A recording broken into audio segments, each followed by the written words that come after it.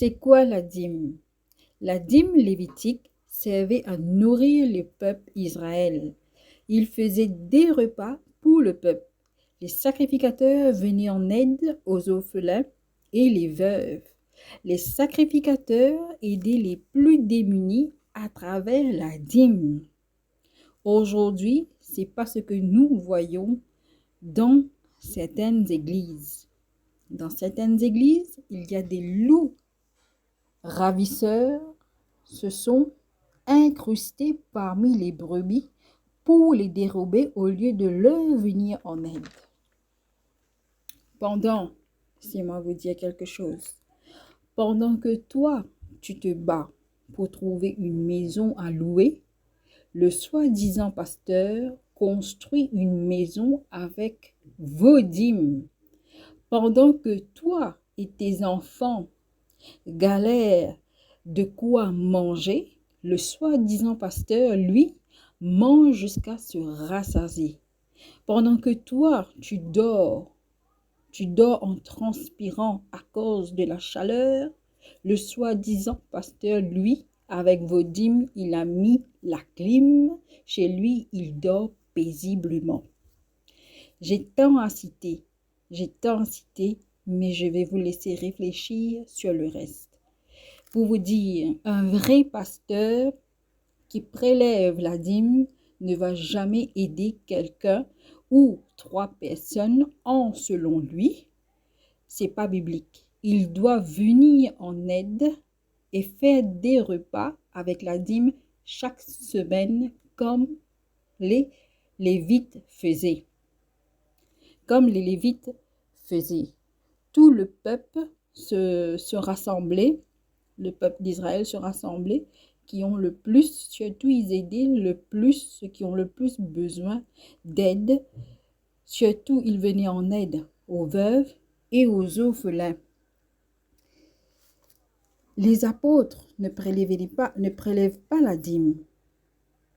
Pendant que vous n'avez jamais pris un avion, les soi-disant pasteurs font des voyages à travers vos dîmes. Réveillez-vous. Mon peuple périt par faute de connaissance.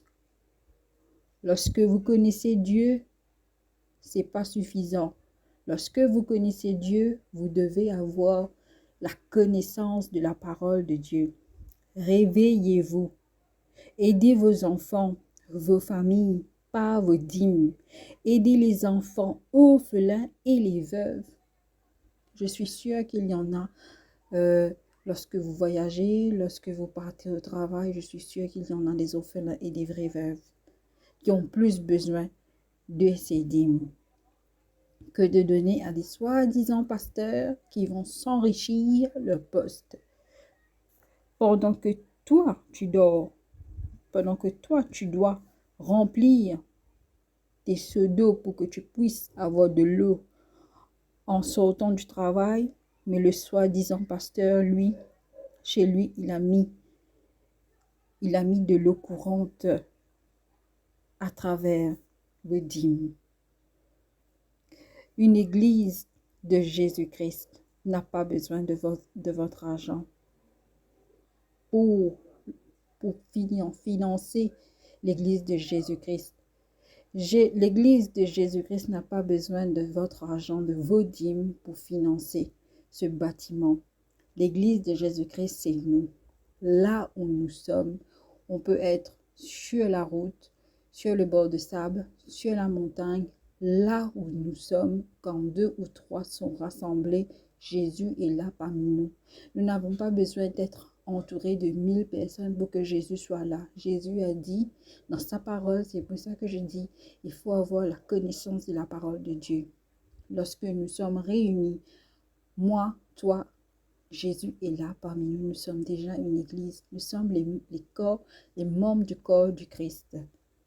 Le membre du corps du Christ. Nous n'avons pas besoin de financer des bâtiments pour être l'église de Jésus-Christ.